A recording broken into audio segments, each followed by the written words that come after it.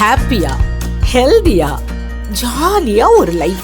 Lanco Harmonia Pavilion Senior Living Apartments at Sri Perambatoor 2 BHK just 49 lakhs. Call 7717273747. Chanakya international academy உங்களுக்குள் இருக்கும் தலைவரை வெளிக்கொண்டு வரும் பியூர் பாலிடிக்ஸ் பயிற்சி பட்டறை. நேரடி மற்றும் இணைய வழி. கான்டாக்ட் 7338824242. அமெரிக்க அதிபர் ட்ரம்ப் வெனிசுலா நாட்டினுடைய அதிபர் மதுரோ அவர்களையும் அவருடைய துணைவர் இணையர் இந்த வீட்டுக்குள்ளே புகுந்து கடத்தி சென்று நியூயார்க் சிறையிலே இப்போது அடைத்திருக்கிறார்கள். இது முழுக்க முழுக்க சர்வதேச சட்ட விதிமுறைகளுக்கு விரோதமானது. ஒரு இறையாண்மை பெற்ற நாட்டினுடைய அதிபரை இன்னொரு நாடு இப்படி சட்டவிரோதமான முறையில் கடத்தி செல்வது என்பதை கண்டித்து உலகம் முழுவதும் பல லட்சக்கணக்கான மக்கள் திரண்டு பெரும் போராட்டங்களை நடத்தி கொண்டிருக்கிறார்கள்.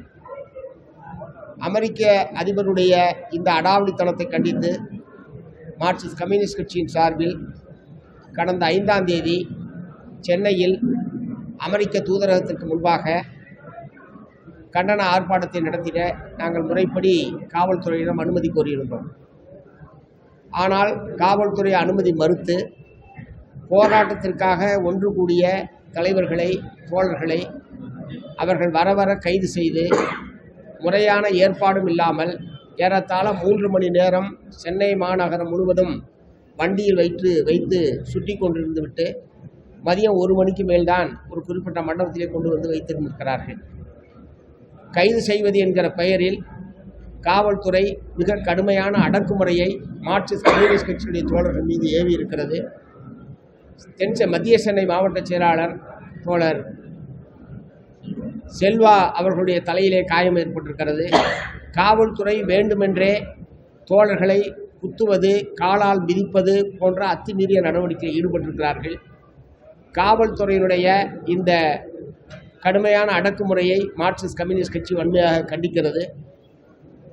அமெரிக்க தூதரகத்துக்கு முன்னால் எந்த போராட்டமும் நடத்தக்கூடாது என்கிற ஒரு முடிவை சென்னை மாநகர காவல்துறை தானாக எடுத்துக்கொண்டு கடந்த பல ஆண்டுகளாக அமெரிக்க தூதரகத்துக்கு முன்னால் போராட்டம் நடத்தவே அனுமதிப்பதில்லை என்கிற அணுகுமுறையை அவர்கள் வைத்திருக்கிறார்கள். ஏற்கனவே பல்லாண்டு காலம் தொடர்ச்சியாக அமெரிக்க தூதரகத்திற்கு முன்பாக பல ஆர்ப்பாட்டங்கள் என்பது நடைபெற்றிருக்கிறது. இவர்கள் எப்போதிருந்து அமெரிக்கா தூதரகத்துக்கு முன்பாக போராட்டம் நடத்தக்கூடாது என்கிற முடிவே அரசியல் கட்சிகளுக்கு தெரிவிக்கப்படாமல் தானடித்த மூப்பாக சென்னை மாநகர காவல்துறை இவ்வாறு முடிவு செய்திருப்பதும், மீறி ஆர்ப்பாட்டம் நடத்துபவர்களை காட்டுமிராணித்தனமான முறையில் தாக்குவது என்கிற ஒரு அணுகுமுறையை காவல்துறை மேற்கொண்டிருக்கிறது.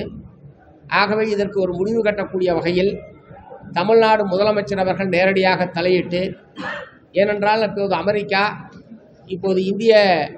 இந்தியா, ரஷ்யா உட்பட பல்வேறு நாடுகளுக்கு 500% வரியை உயர்த்தப் போவதாக அவர் அறிவித்திருக்கிறார். அடுத்த வாரம் நடைபெற இருக்கக்கூடிய செனட் சபையில் அதற்கான மசோதாவை தாக்கல் இருப்பதாக ஓரிரு நாட்களுக்கு முன்னால் அதிபர் அவர்கள் அறிவித்திருக்கிறார்கள்.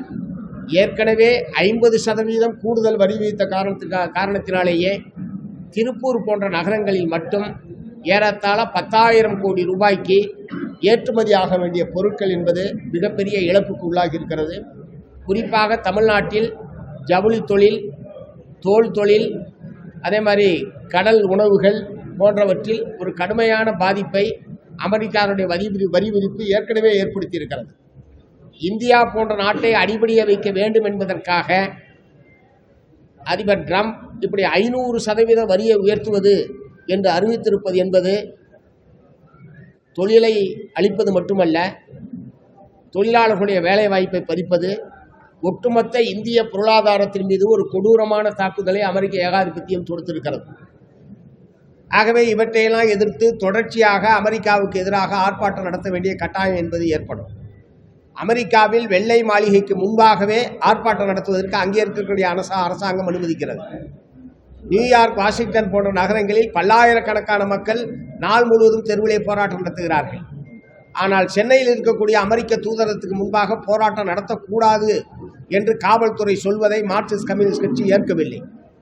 ஆகவே அதற்கான அமெரிக்க தூதரகத்துக்கு அருகில் போராட்டம் நடத்துவதற்கு பொருத்தமான ஒரு இடத்தை தமிழ்நாடு முதலமைச்சர் அவர்கள் நேரடியாக தலையிட்டு ஒதுக்கி தருவதற்கு முன்வர வேண்டும் என்று மார்க்சிஸ்ட் கம்யூனிஸ்ட் கட்சியின் சார்பில் கேட்டுக்கொள்கிறேன்.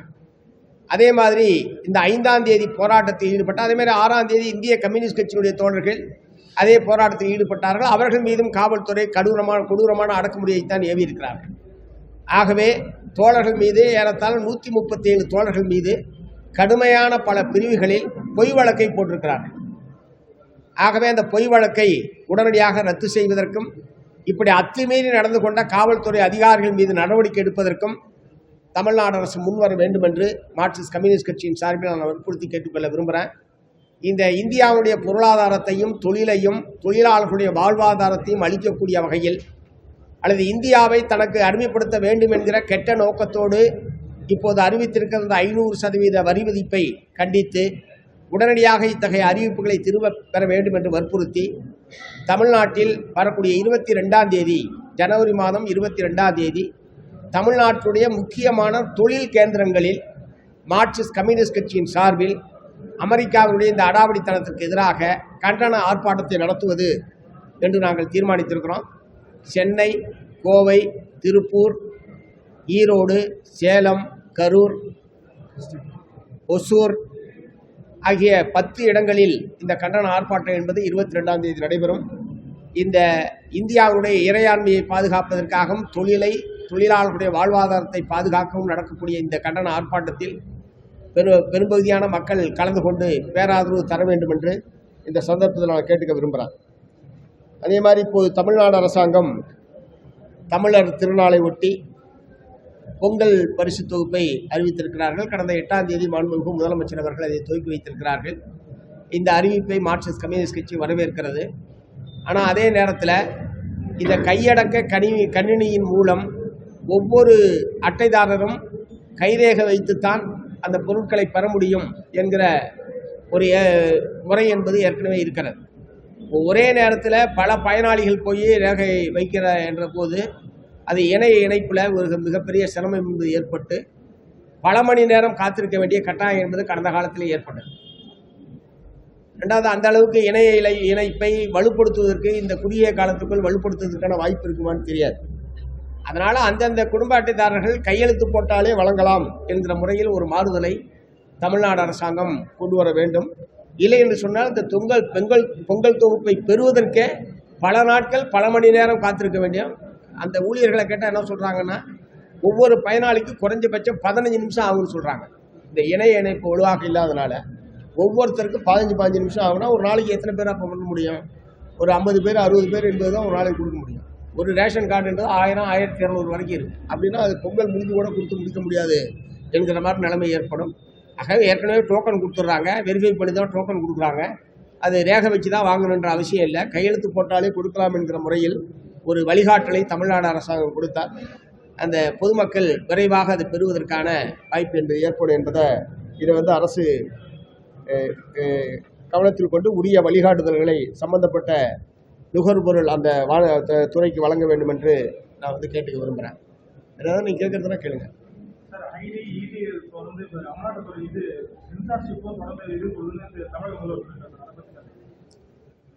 அதாவது பாரதிய ஜனதா கட்சியை பொறுத்தவரை தங்களுடைய எதிரிகளை பழிவாங்குவதற்கும் அல்லது தனக்கு எதிரானவர்களை தங்கள் அணிக்கு வளைத்துக் கொள்வதற்கும் சாம பேத தான தண்டம் என்று சொல்லக்கூடிய எல்லா விதமான வழிமுறைகளையும் அவர்கள் கடைபிடித்துக் கொண்டிருக்கிறார்கள். மிரட்டுறவங்களை மிரட்டுறது அல்லது அமலாக்கத்துறை, வருமான வரித்துறை, மத்திய புலனாய்வுத்துறை போன்ற பல்வேறு துறைகளை பயன்படுத்தி மிரட்டி பணிய வைப்பது அல்லது வேறு வகையால் அவர்களை தங்களுக்குள் வளைத்துக் கொள்வது என்கிற ஒரு தந்திரத்தை அநேகமாக அவர்கள் பிஜேபி 2014 ஆட்சிக்கு வந்த காலத்திலிருந்து தொடர்ந்து இதை கடைபிடித்துக் கொண்டிருக்கிறார்கள். தன்னாட்சி அதிகாரம் பெற்ற தேர்தல் ஆணையத்தையும் தங்களுக்கு சாதகமாக வளைத்துக் கொள்வது என்கிற முறையில் தான் கடந்த பல ஆண்டுகளாக தேர்தல் ஆணையத்தை தவறான முறையில் பயன்படுத்தி பல மாநிலங்களில் அவர்கள் ஜனநாயகம் என்கிற பெயரில் ஒரு மோசடியான தேர்தலை நடத்தி ஆட்சி அதிகாரத்தை கைப்பற்றி கொண்டிருக்கிறார்கள். அதற்கான ஏராளமான விவரங்கள் எல்லாம் ஏற்கனவே வந்திருக்கிறது. தேர்தல் ஆணையர் நியமனத்திலேயே விதிமுறைகளை மாற்றி உச்சநீதிமன்ற தலைமை நீதிபதிக்கு பதிலாக ஆளுங்கட்சியை சார்ந்தவர்களை 2 பேர் இருக்கலாம் என்று கொண்டு வந்து பெரும்பான்மை என்கிற பெயரில் அவர்களுக்கு வேண்டிய நபர்களை தேர்தல் ஆணையர்களாக நியமித்துக் கொள்வது என்கிற நடைமுறையை இப்போது அவர்கள் கொண்டு வந்து விட்டார்கள். இப்போது கடைசியாக மிச்சம் இருந்த ஒரே ஒரு விஷயம் இந்த தணிக்கை வாரியம் என்பது. இப்போ தணிக்கை வாரியத்தையும் இத்தகைய தங்களுடைய செயல்பாடுகளுக்கு ஆன ஒரு ஆயுதமாக இப்போது மத்திய அரசாங்கம் பயன்படுத்த துவங்கி இருக்கிறது. அதுதான் நேற்றைய தினம் ஜனநாயகன் படத்திற்கு அந்த தணிக்கை சான்றிதழ் வழங்காமல் இருப்பதும், பராசக்தி படத்திற்கு தணிக்கை சான்றிதழ் வழங்காமல் இழுத்தடித்து நேற்றைய தினம் ஒரு 25க்கும் மேற்பட்ட அந்த படங்களில் இருந்த பல்வேறு வசனங்கள் காட்சிகளை ரத்து செய்ததுக்கு பிறகுதான் அவர்கள் யூஏ சான்றிதழ் என்பது மிக தாமதமாக, இன்றைக்கு படம் ரிலீஸு, மிக தாமதமாகத்தான் வழங்கியிருக்கிறார்கள். ஆகவே தணிக்கை வாரியத்தை இப்படி தன்னுடைய அரசியல் சுய நோக்கத்திற்காக பயன்படுத்தக்கூடிய பிஜேபி அரசாங்கத்தை மார்க்சிஸ்ட் கம்யூனிஸ்ட் கட்சியின் சார்பில் வன்மையான கண்டனத்தை நாங்கள் தெரிவிச்சுக்க விரும்புகிறோம். அதே மாதிரி ஜனநாயகன் படத்தை பொறுத்தவரை தணிக்கை வாரியம் நடந்து கொண்டது வன்மையான கண்டனத்துக்குரியது. ஏனென்றால் மொத்தமே 5 பேர் தான் அதில் இருக்கிறாங்க. அந்த 5 பேரில் 4 பேர் யூஏ சான்றிதழ் வழங்கலாம் என்று ஏற்றுக்கொண்டதற்கு பிறகு ஒரு நபர் புகார் செய்தார் என்பதற்காக சான்றிதழ் வழங்காமல் இருந்தது என்பது வன்மையான கண்டனத்துக்குரியது. இதுவரை அந்த மாதிரியான ஒரு அணுகுமுறையை அவர்கள் மேற்கொண்டதே கிடையாது. இதுதான் முதல் முறை. யாரோ ஒருத்தருக்கு ஒரு மாறுபட்ட கருத்து இருக்கிறதுனால 4 பேர் சொன்னதை எப்படி மாற்ற முடியும்? ஆனால் இதில் வேண்டுமென்றே தான் அது அப்புறம் அதுக்கப்புறம் நீதிமன்றத்துக்கு போய் நீதிமன்றத்தில் வழக்கு நடந்து தனி நீதிபதி யூஏ சான்றிதழ் வழங்கலாம் என்று நேற்று காலையில் அவர் தீர்ப்பு வழங்குகிறார். உடனடியாக சென்சார் போல நாங்கள் மேல்முறையீட்டுக்கு சொல்கிறோம் என்று சொல்கிறார். இதுவரைக்கும் திரைப்படத்தில் எந்த ஒரு திரைப்படத்துக்காவது சான்றிதழ் வழங்குகிற விஷயத்தில் மேல்முறையீட்டுக்கு இதுவரைக்கும் தணிக்கை வாரியம் சென்றிருக்கிறதா என்று நான் கேட்க விரும்புகிறேன். இது என்ன அவ்வளோ முக்கியமான பிரச்சனையா? நீங்கள் யூ சான்றிதழ் வாங்கலாம், ஏ சான்றிதழ் வாங்கலாம், யூஏ சான்றிதழ் வழங்கலாம். ஏதாவது ஒரு சான்றிதழ் வழங்குவதற்கு பதிலாக இதில் உயர்நீதிமன்றத்தில் மேல்முறையீடு செய்வது எதற்காக செய்கிறார்கள்? இது வேண்டுமென்றே காலம் கடத்துவது அல்லது பழி வாங்குவது, இந்த பொங்கல் அன்றைக்கு அந்த படம் ரிலீஸ் செய்வது என்பதை தடுப்பது என்கிற நோக்கத்தோடு தான் அந்த தணிக்கை வாரியம் உடனடியாக மேல்முறையீட்டுக்கு சென்றிருக்கிறது. மேல்முறையீட்டில் நீதிபதி என்ன பண்ணுறாருன்னா, நாளைக்கு திங்கக்கிழமையே கூட அந்த வழக்கை எடுத்துகிட்டு இருக்கலாம். அவர் 21ஆம் தேதிக்கு அந்த வழக்கை தள்ளி போடுறார். மற்ற பல வழக்குகளில் அவசரமாக விசாரிக்கக்கூடிய நீதிமன்றம், அவசியமில்லாத பல வழக்குகளில் இரவு நேரத்திலே கூட நீதிமன்றத்தை நடத்தி தீர்ப்பு வழங்கக்கூடிய நம்முடைய தமிழ்நாட்டு நீதிமன்றங்கள், இது பல நூறு கோடி கணக்கான ரூபாய் முதலீடு சம்பந்தப்பட்ட பிரச்சனை. ஏற்கனவே விளம்பரம் செஞ்சாச்சு, இந்திய நாடு முழுவதும் விளம்பரம் செஞ்சு அந்த படத்தை ரிலீஸ் பண்ணுறதுக்கான ஏற்பாடு பண்ணியாச்சு, விளம்பரங்கள் செஞ்சாச்சு. ரசிகர்கள் பூரா லட்சக்கணக்கில் எதிர்பார்த்து காத்து கொண்டிருக்கிறார்கள். இத்தகைய ஒரு பிரச்சனையில் தேவையில்லாமல் ஒரு 10 நாட்கள் கழித்து இந்த வழக்கை விசாரணைக்கு எடுத்துக்கொள்வது என்று உயர்நீதிமன்றம் முடிவு செய்திருப்பது என்பதும் ஏதோ உள்நோக்கத்தோடு செய்திருப்பதாகவே கருத வேண்டியிருக்கிறது. மூன்றாவது, இவ்வளவு பெரிய அக்கிரமத்தை அவங்க இழைக்கிறாங்க, இவ்வளவு பெரிய வேண்டுமென்னே பண்ணுறாங்க என்பது ஊர் உலகமே பேசிக்கிட்டு இருக்கு. ஆனால் சம்பந்தப்பட்ட ஜனநாயக படத்தினுடைய கதாநாயகன் வாயே திறக்காமல் இருக்காரு. இதுவரைக்கும் வாயே திறக்கல. அதாவது மற்றவர்களுக்கெல்லாம், மற்ற மக்களுக்கு ஒரு பாதிப்பு என்றால் இந்த விஜய் நிற்பான் அப்படின்னு பஞ்சி டைலாக் பேசின திரு விஜய் அவர்கள், அவருடைய படத்திற்கு அவரை நம்பிதான் தயாரிப்பாளர்கள் கோடிக்கணக்கான ரூபாய்களை முதலீடு செய்திருக்கிறார்கள். பல நூறு கணக்கான கோடி ரூபாய்க்கு டிக்கெட் என்பது விற்பனை செய்யப்பட்டிருக்கிறது. இத்தகைய பிரச்சனையில் விஜய் அவர்களுடைய இந்த மௌனம் என்பது எவராலையுமே ஏற்றுக்கொள்ள முடியாத ஒரு விஷயம். தனக்கு ஒரு அநீதி இழைக்கப்படுகிற போது அல்லது தன்னை சார்ந்திருக்கக்கூடிய தயாரிப்பாளர்கள் ரசிகர்களுக்கு ஒரு அநீதி இழைக்கப்படுகிற போது எதிர்த்து குரல் கொடுக்க முடியாதவர், நாளைக்கு மக்களுக்கு ஒரு பாதிப்பு என்றால் இவர் என்ன குரலை கொடுத்துவிடப் போகிறார் என்கிற கேள்வியை நான் எழுப்ப விரும்புகிறேன். அவர் ஒரு சராசரி நடிகராக இருந்தால் பிரச்சனையே இல்லை. எத்தனையோ படத்துக்கு தடை விதிக்கப்பட்டிருக்கிறது, எத்தனையோ படத்துக்கு சான்றிதழ் வழங்குவதற்கு காலதாமதம் என்பது செய்யப்பட்டிருக்கிறது. இப்போது அவர் ஒரு கட்சியினுடைய தலைவர் என்கிற முறையில் இந்த பிரச்சனையில் அவர் இப்படி மௌனமாக இருப்பது என்பது ஏற்றுக்கொள்ள முடியாத ஒரு விஷயம். ஒருவேளை அவருக்கே இந்த மத்திய அரசாங்கத்தை பகித்துக் கொள்ளக்கூடாது, ஒன்றிய பிஜேபி அரசாங்கத்தை பகித்துக் கொள்ளக்கூடாது என்கிற நோக்கத்தோடு இப்படி மௌனமாக இருக்கிறாரா என்கிற கேள்வியை நான் எழுப்ப விரும்புகிறேன். எப்படி இருப்பினும் தன்னாட்சி அதிகாரம் பெற்ற தணிக்கை வாரியத்தை இப்படி ஒன்றிய பிஜேபி அரசாங்கம் பயன்படுத்துவது என்பது உண்மையான கண்டனத்துக்குரியது.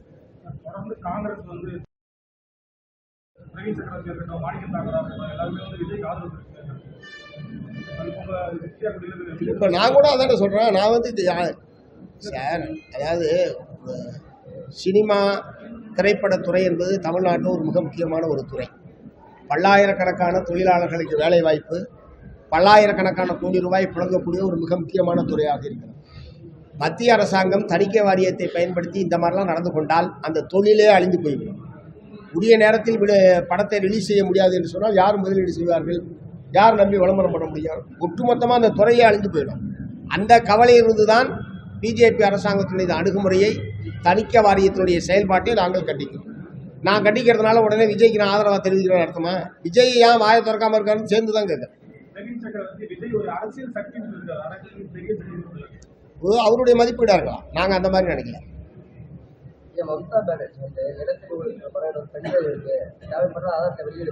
என்னங்க அமித்ஷாவுக்கு எதிரான நிலக்கரி ஒழிப்பு போல ஒரு பெண் இருக்கு, தேவைப்பட்டால் ஆதாரத்தை வெளியிடுவேன். இல்லை, அமித்ஷாவாக இருக்கட்டும், பிரதமர் மோடியாக இருக்கட்டும், மத்தியில் இருக்கக்கூடிய பல்வேறு அமைச்சர்கள் ஏராளமான முறைகேடுகள், மோசடிகள், ஊழலில் சம்மந்தப்பட்டிருக்காங்கன்றது அவ்வப்போது வெளிவந்து கொண்டு தான் இருக்கிறது. இந்த பிஎம் கேர் ஃபண்டுன்னு ஒன்று வசூல் பண்ணார். யாருக்காவது தெரியுமா அது எவ்வளோ வசூலாச்சு, எங்கே இருக்குது அந்த பணம், யார் அது தயாரித்து சொல்ல முடியிருக்காங்கன்னு? இந்த மாதிரி பிரதமரே இவ்வளோ பெரிய மோசடியில் ஈடுபட்டிருக்கிற போது அவருக்கு கீழே இருக்கிற அமைச்சர்கள், அமித்ஷா போன்றவர்கள்லாம் இதெல்லாம் அவங்களுக்கு வந்து ஒரு சாதாரணமான விஷயம். அப்படி உண்மையிலே ஆதாரம் இருந்தால் அவங்க வெளியிட்டு சட்டப்படி நடவடிக்கை, அதுனா வெளியிடணும்னு மிரட்டுறது. உண்மையிலேயே அவங்கள்ட்ட ஆதாரம் இருந்தால் உடனே வெளியிட வேண்டியதானே? அதே வெளியிடுவேன்னு ஒரு மிரட்டல். எங்கள்கிட்ட இருந்தால் நாங்கள் கட்டாயம் வெளியிடுவோம், எங்கள்கிட்ட இல்லை வேணாம் எங்கள்கிட்ட கொடுத்து சொல்லுங்க, உடனே வெளியிடுவோம். தலைமையிலான அணியில் தான் நாங்கள் இருக்கிறோம். இன்னும் திமுகவே அதுக்கான பேச்சுவார்த்தைக்கான குழு எதையும் அமைக்கலை. அதனால் அவர்கள் குழு அமைத்ததற்கு பிறகு எங்கள் கட்சியிலையும் நாங்கள் வந்து பேச்சுவார்த்தைக்கான குழு அமைத்து அந்த திமுகவோட பேச்சுவார்த்தை என்பது துவங்குவோம். அதே நேரத்தில் தமிழ்நாட்டினுடைய பரவலாக பல முக்கியமான கட்சிக்கு செல்வாக இருக்கக்கூடிய மாவட்டங்களில் முன்னுரிமை தொகுதிகளை தேர்ந்தெடுத்து தேர்தல் பணிகளை நாங்கள் துவங்கிறோம். மற்றபடி எந்த தொகுதி எவ்வளவு என்பதெல்லாம் அந்த பேச்சுவார்த்தை குழுவின் முன்னால் நாங்கள் வந்து கேட்க போறது நீங்க ஒரு முடிவு பண்ணிருக்கீங்க. அது என்னன்னு சொன்னா இல்லை, அதாவது எங்களுடைய எதிர்பார்ப்பு நிறையா இருக்கலாம்.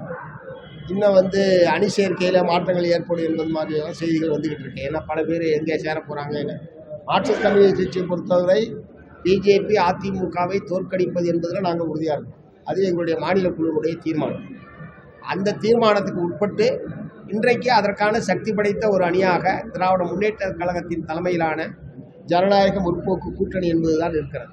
ஆகவே மார்க்சிஸ்ட் கம்யூனிஸ்ட் கட்சி அந்த அணியில் தொடரும். 2026 சட்டப்பேரவை தேர்தலை திமுகவுடைய தலைமையிலான அணியிலிருந்து நாங்கள் எதிர்கொள்வோம்.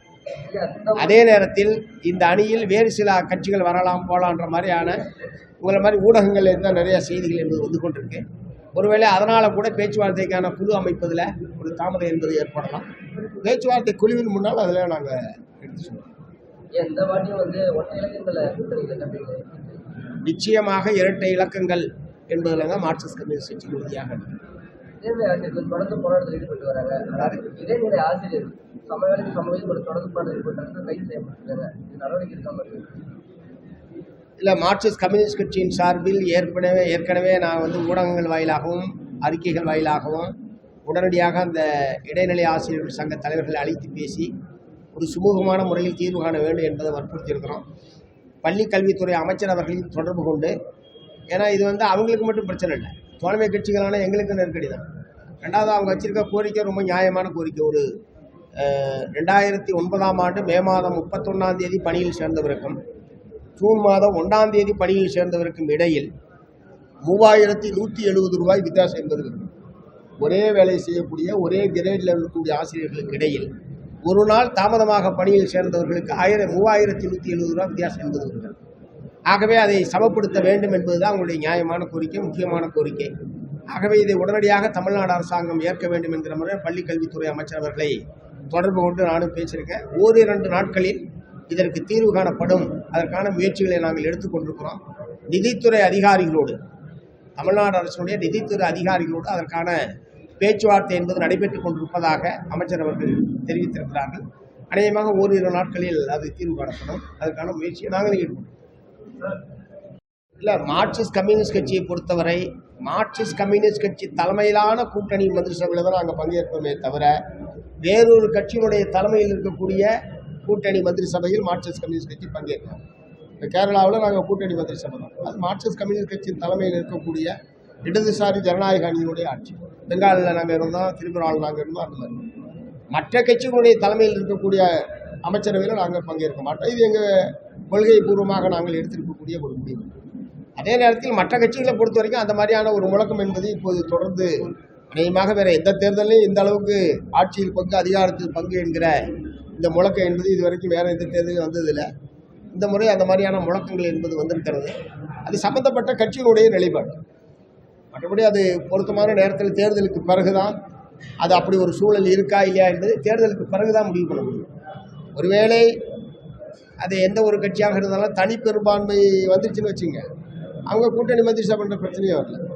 ஒருவேளை தனி பெரும்பான்மை கிடைக்கலன்னா அந்த மாதிரியான சூழல் ஏற்படும். ஆனால் அது தேர்தலுக்கு பிறகுதான் முடிவு செய்ய முடியுமே தவிர தேர்தலுக்கு முன்பாகவே அது முடிவு செய்வதற்கான வாய்ப்புகள் என்பது இருக்கிற மாதிரி எங்களுக்கு பண்ணுது. தேர்தலுக்காக தான் வந்து மணி இதை வழங்கலன்னா என்ன சொல்லியிருப்பீங்க சொல்லுங்க. இதை வழங்கலன்னா என்ன சொல்லியிருப்பீங்க? வழங்கினது நல்லது, வழங்கியது நல்லது. மடிக்கணினி வழங்க வேண்டும். கொஞ்சம் இருங்க சார் கொஞ்சம் இருங்க சார், கொஞ்சம் ஒரு நிமிஷம் இருங்க. மடிக்கணினி வழங்குவோம் என்பது அவங்களுடைய தேர்தல் வாக்குறுதி. மடிக்கணினி வழங்க வேண்டும் என்பது மாணவர்களுடைய ஒரு இயல்பான கோரிக்கையாக இருந்தது, பல்வேறு தரப்பில் இருந்தது. ஸோ காலதாமதம் என்றாலும் இப்போதாவது அவர்கள் நடைமுறைப்படுத்தி இருப்பது என்பது வரவேற்கத்தக்கது.